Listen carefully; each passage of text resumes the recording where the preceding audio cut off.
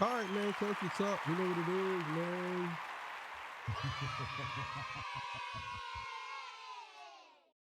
All right, man. So look, today's episode is a little bit serious.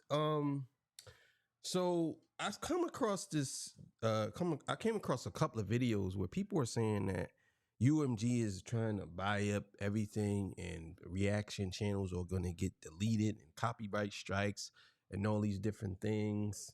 So I want to talk about this because I have some things I got to say about this. And I will say that I think that I'm not. I'm definitely gonna say. Well, you know what? I'm not gonna say that. I'm gonna say that I'm very concerned about people's channels, and even including myself. So before we get into that, I got to get a legendary spiel. This is Torture Talk. If you like the content, please consider subscribing if you're new here.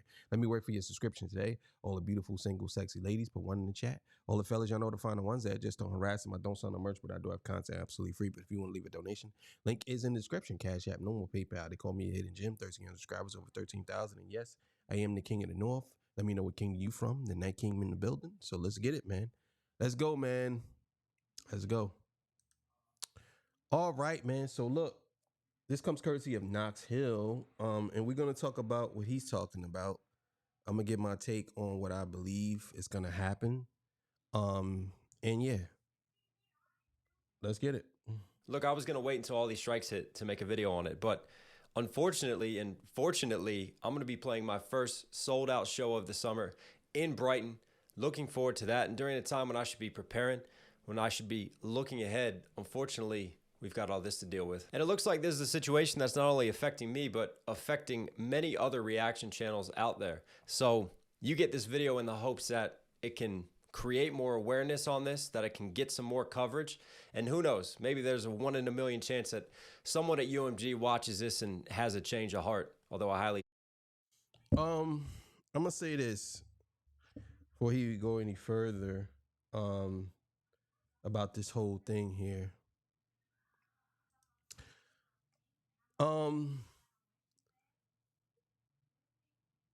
I think that we kind of knew going into this what we were getting ourselves into. I want you to understand this, right? If our channel gets deleted or demonetized or whatever, I know that I gotta have some type of contingency plan, or another way to actually make finances, right?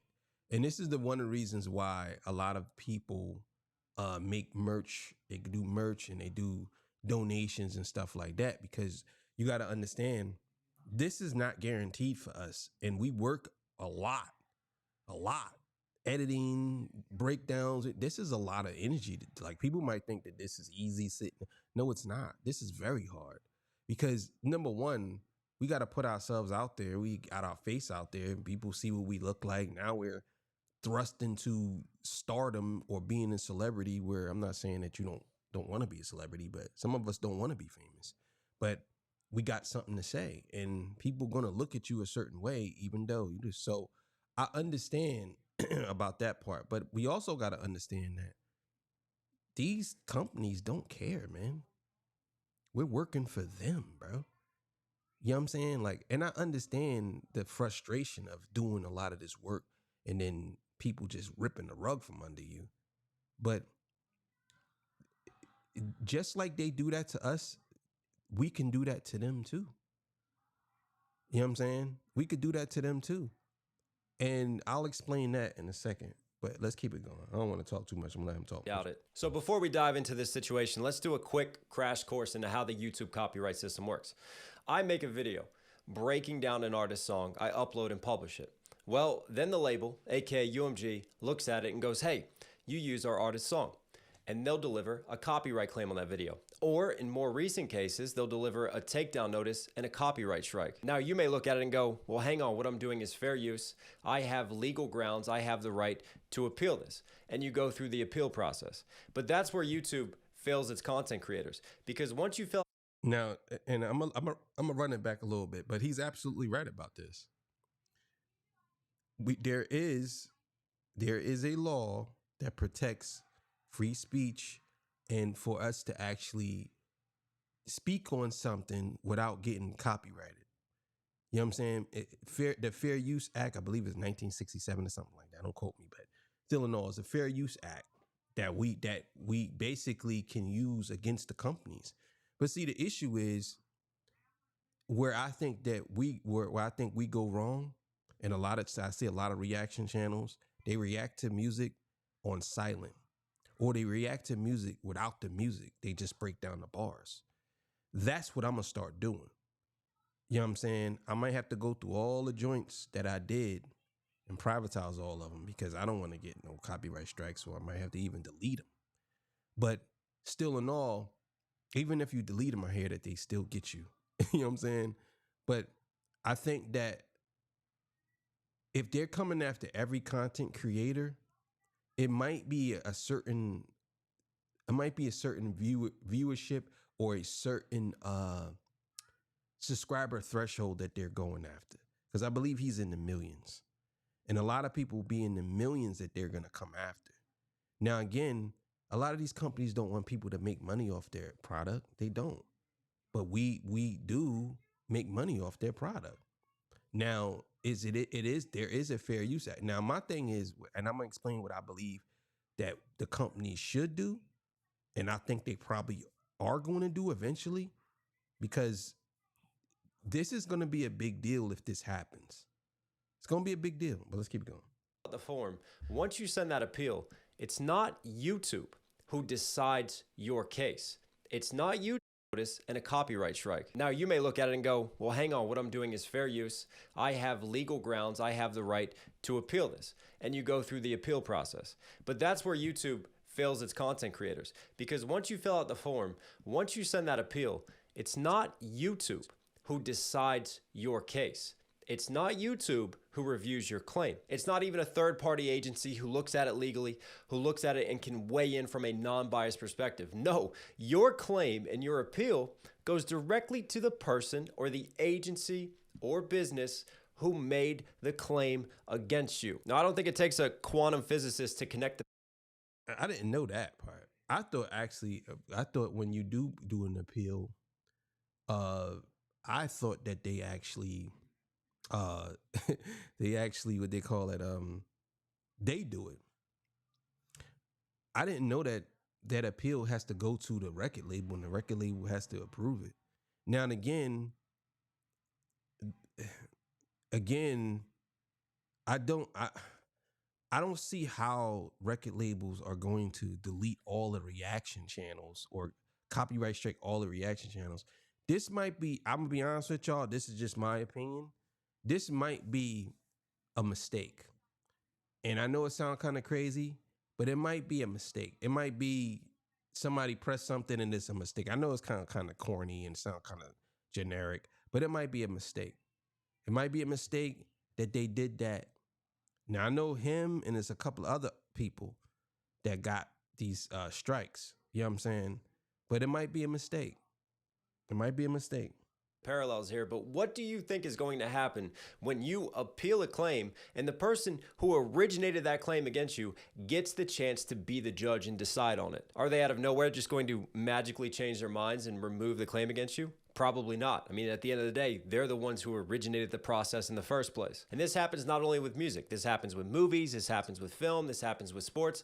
This happens across all genres of music. The way that the copyright system is automated and set up. It definitely doesn't favor the content creators who are the backbone of how YouTube started in the first place. And for me, that's a shame, because that's the appeal of YouTube. You know, anybody with an idea, anybody with a dream can publish a video. And there's always sort of that entrepreneurial content creation spirit that was so appealing about YouTube, that many people flocked to. And it was individual content creators who really helped to uplift this platform in its early years and help it take off. And I'm not the only one who's made videos.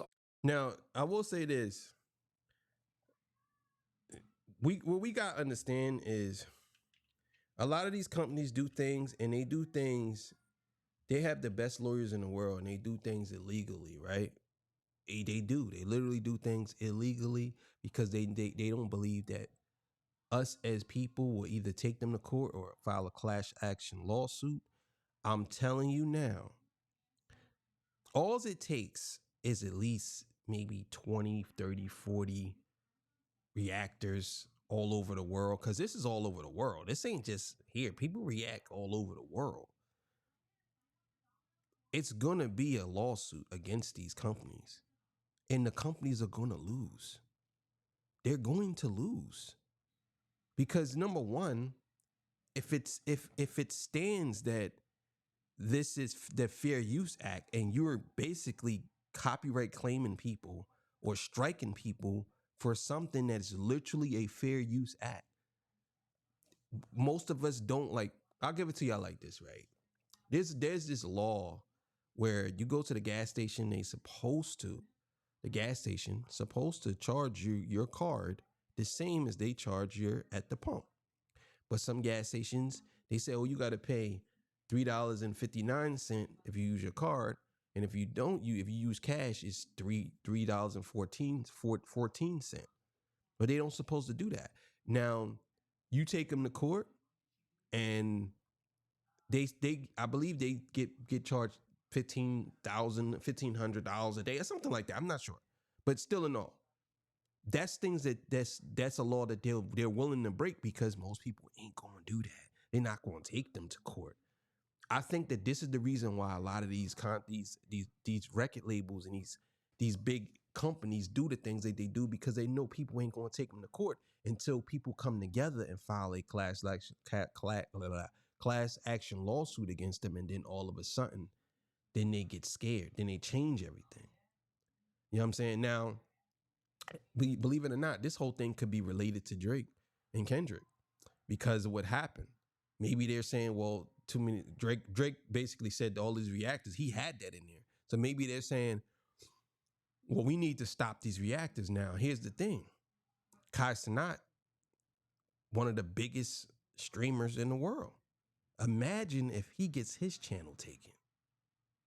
You know what I'm saying? He react to plenty of stuff. So I think that, me personally, I don't think that it's gonna go that far. I think most likely they're just gonna demonetize those videos, and then that's it.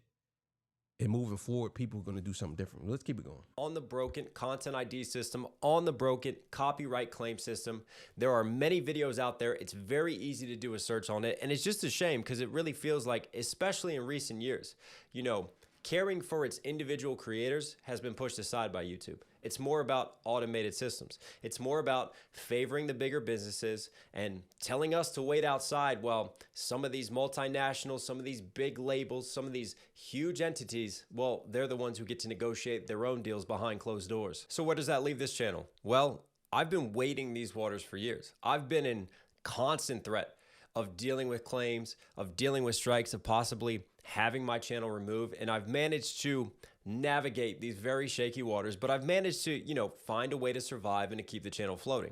That is until recently. Now, I've warned of this as one of the possible repercussions of the Drake and Kendrick lawsuit, and the fact that reactors were being named in the lawsuit, the fact that the whitelisting and allowing reactors to monetize a music release was being used as evidence in court, and what it could possibly lead to in terms of the labels just really cracking down on reaction channels, on breakdown channels. And unfortunately, in recent weeks, I've noticed that UMG has become just incredibly aggressive with its copyright system. Normally, it was a claiming system. Now they're really starting to abuse and to use copyright strikes and takedown notices as a weapon to just mute out creators. I've honestly never seen such a shift in tactics from them, and unfortunately, my channel is one of those in the firing line. This Friday, I have 3 copyright strikes that are due to hit my channel. Now, these aren't claims. These are actual takedown notices and strikes.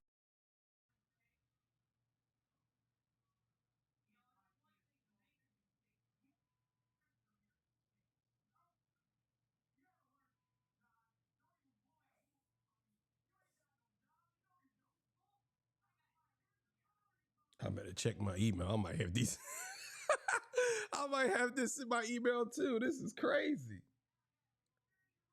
And this is all Wayne stuff.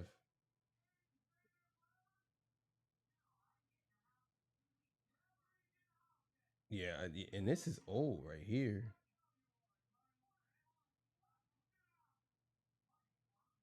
Yeah, I better check my email. I might have the same thing in my email. That's crazy. I might have the same thing. And the thing is, I make so many videos, it's very difficult to just go and find all of these videos. I'll be there for like 3 hours trying to search for all the ones and then like demonetizing. But most of the joints that I did, they're not monetized. So I don't know if that makes any sense. Like they're not monetized. I didn't even try to monetize some of my videos. Some of the videos that I know for a fact that got copyright strike or copyright claim, I didn't even try to monetize. It just said copyright. And some of them allow you to monetize, but I didn't even try to monetize. So I don't know if they still take you down for that too. I would never understand that. I think that's kind of weird. But let's keep going. That are due to be served on my channel this Friday from Universal Music Group. And last week I made a post about getting a copyright strike from Empire, which means that on Friday, it's kind of just a huge day on this channel and a very impactful day because I will be over YouTube's 3-strike limit. Now back to the YouTube copyright system. They operate a 3-strike and you're out rule. So if you get 3 or more strikes, that's it. Your channel can get permanently banned and removed from YouTube. You can't make any alternate accounts. You're done. That is the coup de grace for content creators. The other scary thing is, well, the thing is, like, that's true, but at the same time, people are not. We could get around that. Like people can get around that. Trust me, you put the joint of your son's name. Like you can get around that. Like you know what I'm saying? Unless they like it's a bunch of ways to get around that. Trust me, you could do a face. It's a bunch of ways to get around that. But I understand what he's saying. I'm not trying to downplay what he's saying. while you're undergoing this process of review and hopefully trying to appeal it, they can freeze your channel so that you can't upload any videos, which means I can't generate revenue, which means I can't earn a living because I am literally being frozen out from creating content on this account, which from my perspective is absolutely insane. Now I get it. Reaction channels have always operated in a gray area when it comes to fair use and copyright. But I've spoken with multiple lawyers about this. And if there's one channel that very solidly fits into the criteria of transformative content, of operating within fair use, it's this one. When we take a 3-minute song and we transform it into a 25-minute video, talking about things such as production, lyricism, wordplay, rhyme schemes, even commenting on the visual themes, commenting on overall concepts, on symbolism. The deep dives that this channel is known for. I mean, I say that this is a reaction channel, but in reality, this is a breakdown channel. I strive to make educational content.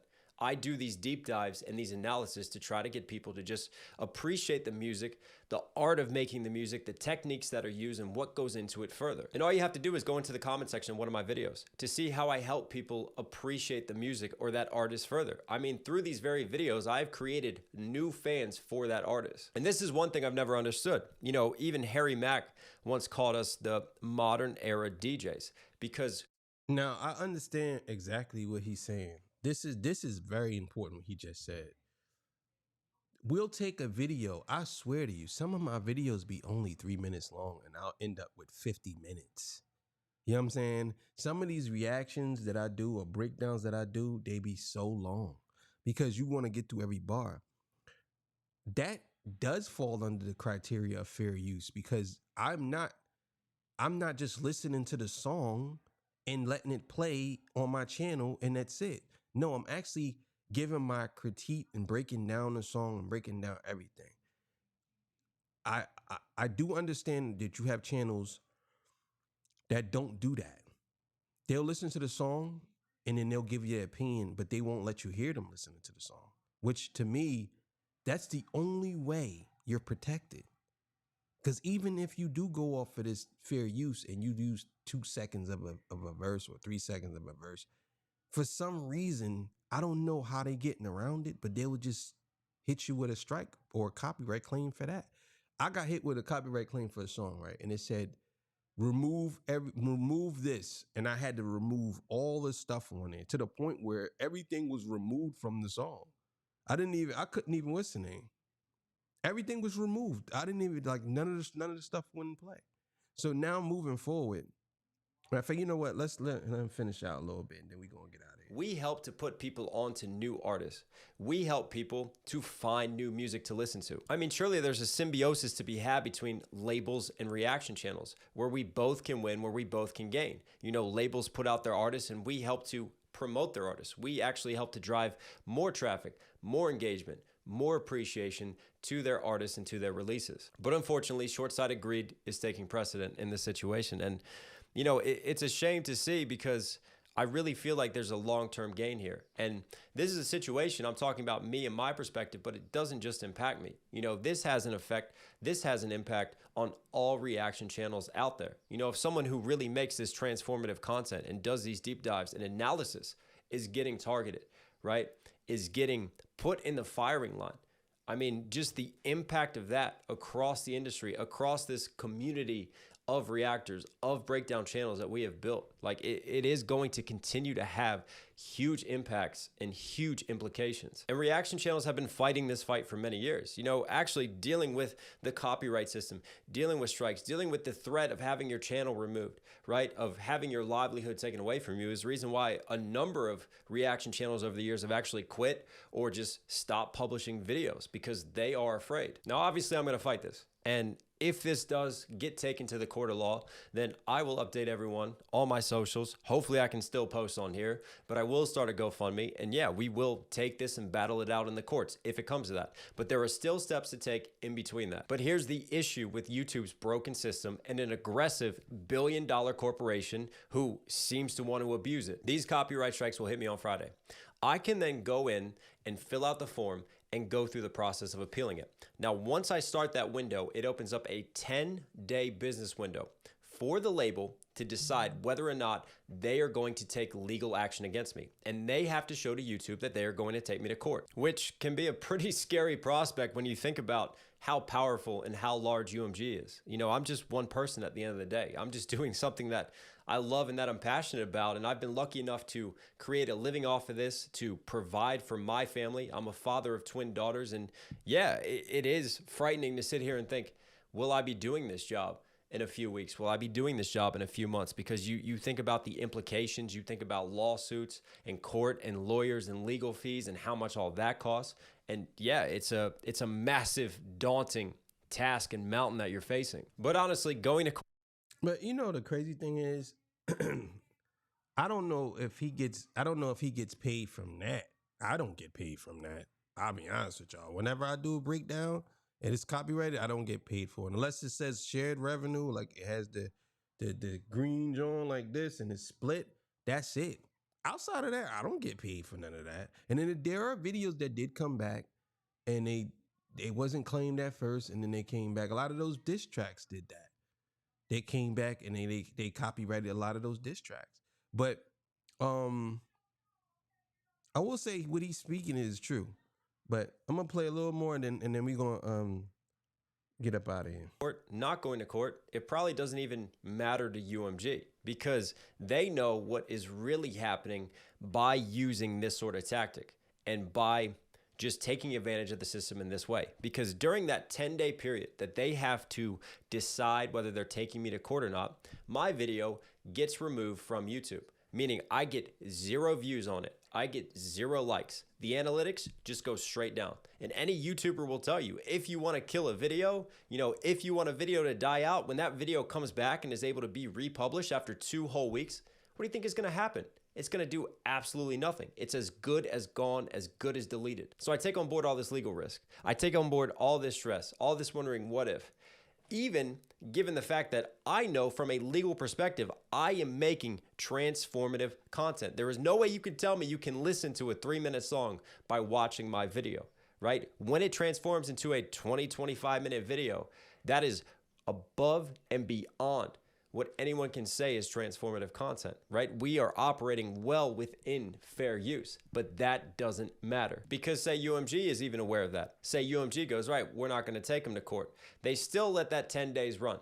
They still let my video be deleted for 10 days. And when I do get my video back, even though everything is on my side with that, the video's gone. And the thing is, it's not likely to stop at these Fridays videos, right? It seems like every Friday now, UMG is just starting to get into this trend of getting very aggressive. And that's when they start just slapping out their copyright strikes. That's when they start slapping out their takedown notices. So let's say I take 3 videos on this week, right? And then Friday comes through and this week's videos get a couple more. And then next week's videos get a couple more.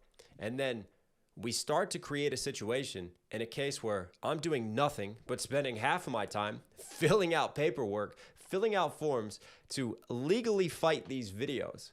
When at the end of the day, I'm just losing like half of my content on this channel, right? In terms of views, in terms of analytics, those videos are going. So like half of the videos I'm working through each and every week are gone after a week. And there's nothing I can do while I fight the situation, right? So from a perspective of the algorithm, from a perspective of how my channel's performing, you know, according to YouTube, because everything's automated on YouTube nowadays, it's not like a human is looking at these things, right? The analytics are going like this because I'm dropping views, because half of my videos are getting deleted until I can get them restored. But over time, the cumulative factor is that my viewership is down.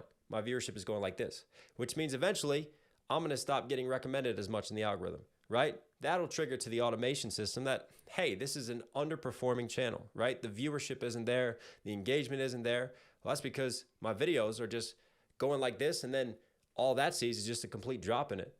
And according to the automated algorithm, well, that's it. Something's wrong with that video. That video is not right. So even though I win the technical and legal battle, UMG ensures that my channel just becomes like a ring wraith and I slowly fade into the shadow realm over time. And they guarantee the slow but eventual destruction of this channel. Now, why? All right, so I'm gonna end it there. I got a lot to say. Y'all can actually go watch the rest of it on his channel. Support Knox Hill. You know what it is. I will say this: there's always if there's a will, there's a way. There's always a way around anything, way to get out of stuff. I mean, it's not like it's impossible. I think that all of us will be okay. I think that if it does happen like that, there's a way where I don't think YouTube is going to allow all the reactors to get deleted. Maybe certain ones. I don't think all of them are going to get deleted. I just don't. I think that they know that the reaction community is a very big community. Also, too, I believe that a lot of these record labels, they know how big reactors are. They know the magnitude of reactors. Just imagine if you started deleting reacting channels and all of the reactors stop reacting to everything. They just stop doing that. They will lose a lot. Now, I'm not saying they will lose enough to where they would be affected like that, but they will lose a lot because reaction channels do get a lot of people geared up or listen to a song. How many songs did you learn from Knox Hill that you never even heard? I've seen a lot of songs that I never even heard of come from him. So you got to understand that if it does happen like that and things, and I just don't think that it's going to fare well for them. I think that if we could figure out a way to use the songs and not play them and still get people to watch. Because what it is, a lot of these companies, they don't want you to play their stuff because they look at it like, well, if you're listening to something and you're getting paid from it, you're taking from our artists and our streams. You know what I'm saying? That's how they look at it. But truth be told, you really ain't doing that. Nobody's doing that. You're breaking down a song, and some of them look at it from the point of view they don't want you to break down a song. They want people to just listen to it and enjoy it. But I honestly think that if they was to delete the reaction channels, yeah, it would be a big deal because we looking at it from a smaller scope, but there's hundreds and hundreds and thousands of reaction channels. If you was to delete all of them reaction channels, you're going to lose a very big market on YouTube. And a lot of people get turned off by it. They don't even want to do that. So the content creation world is pretty big. And I think YouTube, that's why they have the content creation program, the partner program, because they know that this is a big deal. But they also know that they can get you out of here anytime. You know what I'm saying? So that's why I'm kind of pivoting a little bit more towards just talking about the music instead of actually playing it.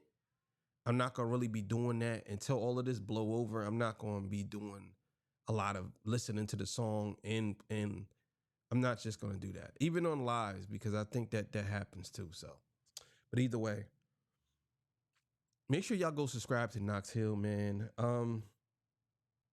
Knox Hill is a very good lyricist, man. I don't know if y'all ever heard him rap before. He is phenomenal.